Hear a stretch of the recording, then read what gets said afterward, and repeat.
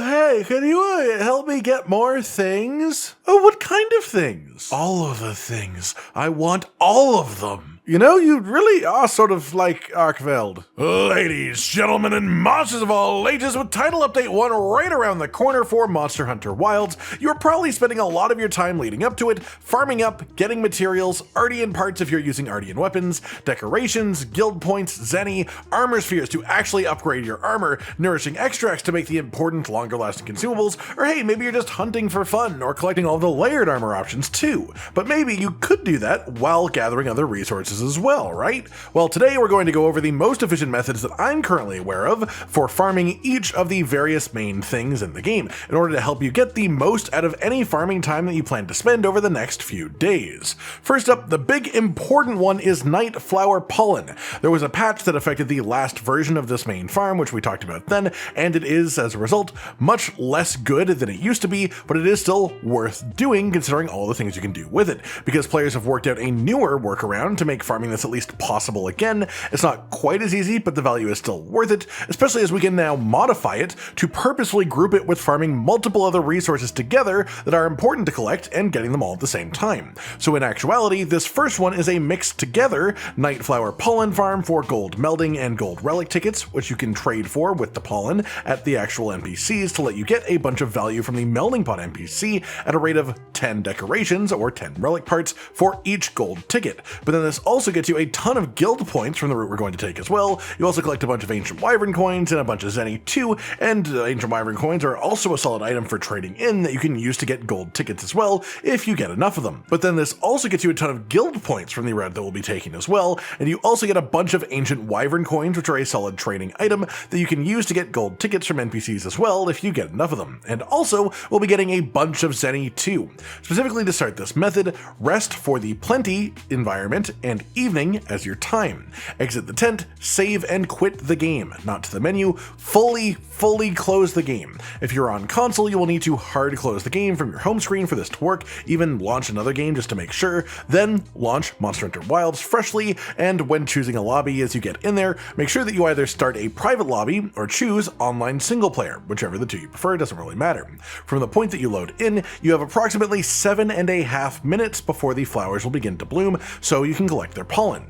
Within that time, however, instead of just waiting around for it to happen, we're going to go first to the underground lake campsite in the ancient forest. Right beside this tent is a potential curio shell crab spawn. Grab it if it's there with your net, and if it is, then you will get an ancient wyvern coin when you collect it and some guild points. Grab the fish in the pool right beside it with your net for some more guild points, then take this diving path right over to the side here and across for another ancient wyvern coin spawn, some rarer gatherables as you're swimming by, and then another pool of fish to collect with your capture net on the other side. These ones specifically are mostly platinum fish that spawn here under these conditions, and their scales sell for 2,000 Zenny a piece, which actually makes this an absolutely exceptional Zenny farm as well if you're running it on repeat.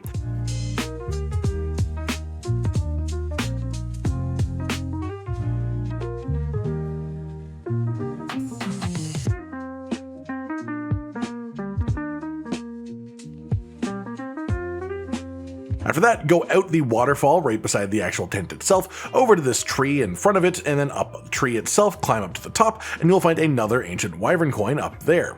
After you grab this, you want to fast travel to the Flowering Rock campsite in Area 6. There is a little puddle of water if you turn around and face away from the tent, which is another potential curio shell crab spawn location. These crabs don't spawn every rest in each of these places, but they are all potential spawns. Right beside the crab here then is another little pond with an ancient wyvern coin at the bottom of it that you can grab, and some other collectibles too that you can actually sort of grab without diving, even though it is supposed to be a diving spot. Also, there's a few more fish in here too, catch some of them with the net for some more guild points and potential Zenny, but this is a much lower fish grouping. Then we go to the Area 12 Northeast camp through fast travel. Right beside this tent is a waterfall that you can walk under and then dive into the water back here. There's more fish that you can catch with your net if you want to. There's more rare gatherables and treasure that you can grab along the way as well that can be traded at the NPCs for other materials, and then there's an ancient wyvern coin spawn along this path too, as well as some extra loot on the other end of the dive path too.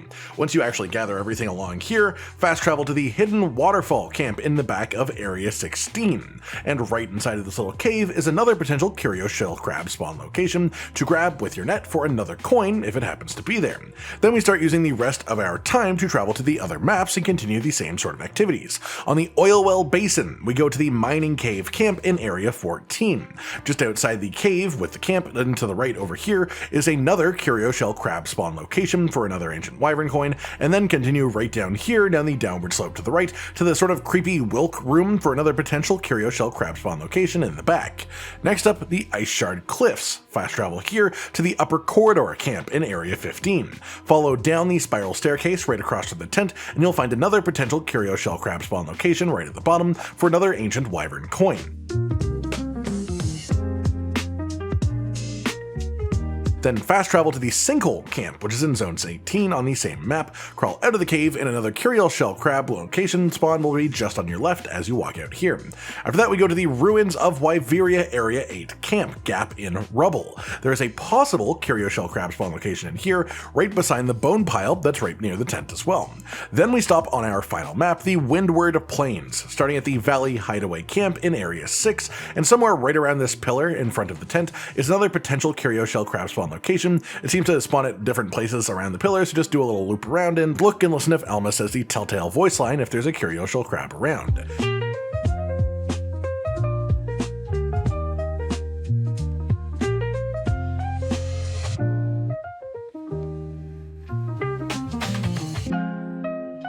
Then after that, if you fast travel over to Area 3 South Camp, you can jump off of your seikret while running into this wall right here, and if you get the angle right, you'll just hop up and up the ledge like so. It might take a few tries the first time to get the angle lined up, but it's really not too hard to pull off once you get a feel for it.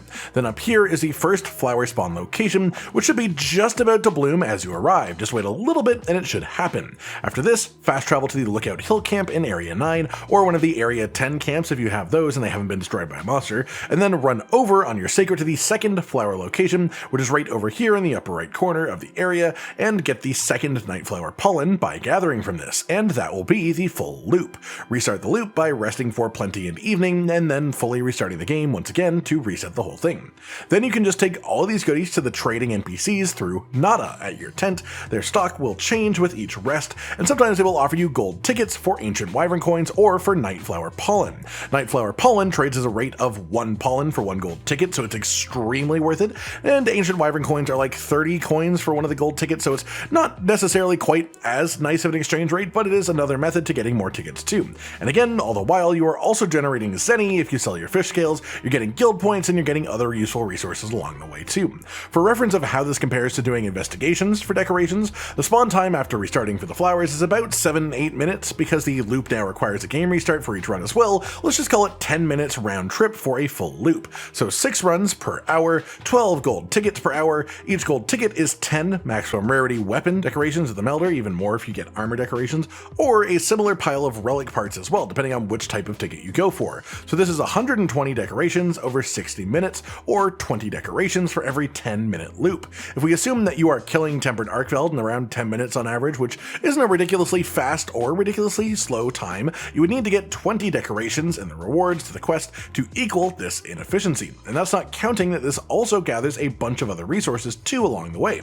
That said, if you want to just get decorations or relic parts from pure hunting, aim for double monster investigations, where the main target is either tempered arkveld, tempered gore magala, or one of the other tempered apexes, and look for the reward boxes that give you what you are after. If you want pure decorations, it is technically better to do non-tempered monsters because they give you a higher chance of getting more reward boxes for more decorations instead of getting relic parts. But if you want relic parts, you want to do the tempered monster investigations for sure.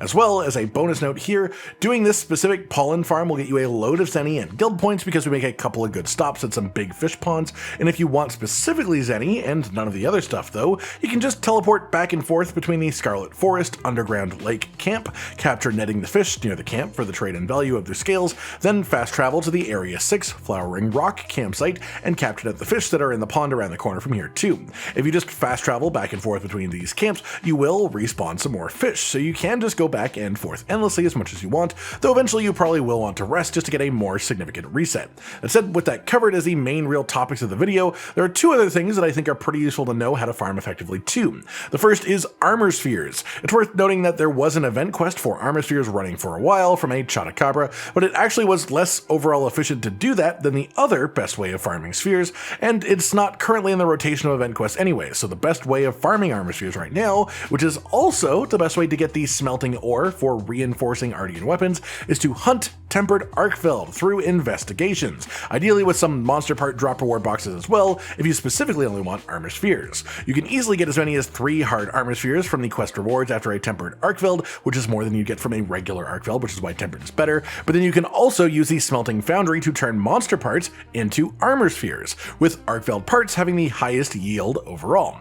That said, doing this with other tempered monsters isn't that much of an efficiency downgrade, so while it's technically best to just stick to tempered arkveld, I recommend shaking things up a bit and at least expanding to tempered apexes and gore, even if they are worth a slightly messier amount, just for actual variety, you know? As well, you want to maximize part drops, so stuff like breaking parts on a monster is great, and the different feasts that you can get from the villages, which give you a different route to bonus monster parts each, so always take a feast when available, not even just when you're doing this, just always take a feast. It's really good and it'll give you passively more rewards. Then finally, Nourishing Extracts. I know not everyone is keen on farming an item that is required for consumables, but can't come from an actual material ingredient farm within the game, but these are a required ingredient for Mega Armor Skin and Mega Demon Drug crafting, which are the most potent versions of the longest lasting defense and attack increasing consumables. Right now, in Monster Hunter Wilds, we're not quite at a point where squeezing out every point of efficiency is something required to be a successful hunter, but you never know what the future may hold, and maybe you just want a bit more comfort in your hunts by having Mega Armor Skin active constantly,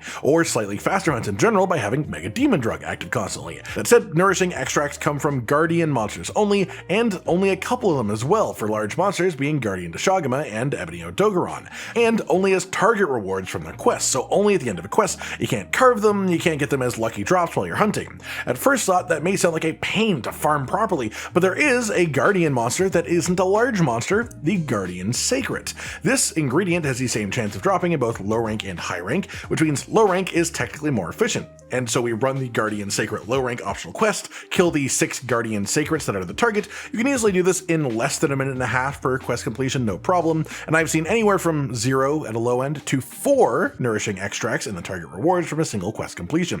And that's not counting that you can also get the Lucky Meal Feast for bonus target rewards for a chance at even more than that too. So I would definitely consider doing this, especially while you have that feast active as a result. That said, compared to just hunting a full Guardian large monster and then maybe getting a Nourishing Extract at the end, this is unbelievably more effective and more rewarding. So if a lack of Nourishing Extracts is the reason you haven't been using Mega Armor Skins or Mega Demon Drugs, use this method and change that very quickly.